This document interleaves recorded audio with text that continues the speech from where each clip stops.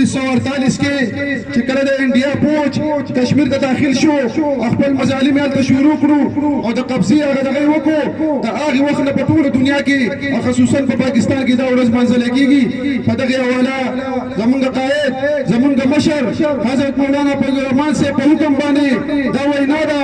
نن په ټول پاکستان کې په تمام اضلاع کې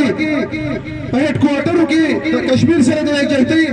مظاهرې روانې دي نو موږ هم په دغې حواله باندې نن موږ خپله مظاهره ریکارډ کوو او دا وینا ورته کوو چې کومه سودا چې تاسو د کشمیر کړې ده او زمونږ وزیر اعظم صاحب چې په خپل سپیچ کې وی چې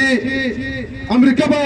د سیاسي کردار ادا کړي ټرمپ نو هغه نن ټوله دنیا وکړه چې د هغه سیاسي کردار څه کشمیر یې خرڅ کړو بیا د مودي په باره کې چې هغه کومه رایه وه که چېرې دا سړی وګټي وزیر اعظم شي نو دی به زموږ سره ډېر ښه مذاکرات وکړي نو نن زه ډېر په افسوس سره خبره کوم یو طرف ته زموږ قاید باندې پابندیانې لګي او دا وینا ورته کوي چې د ملک حالات خراب دي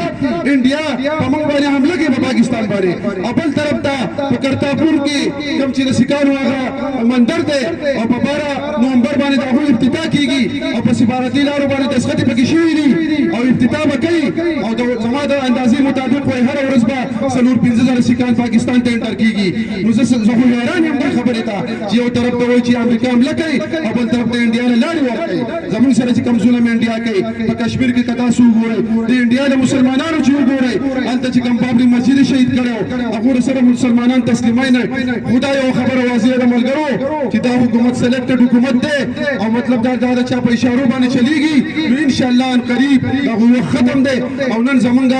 کوم د سیند نه د کراچۍ نه چې مولانا صاحب کوم هلته کې د کشمیر سره د یکجهتۍ مظاهره وکړه انشاءالله هغه به نن د قافلو په شکل کې د سیند نه را روانېږي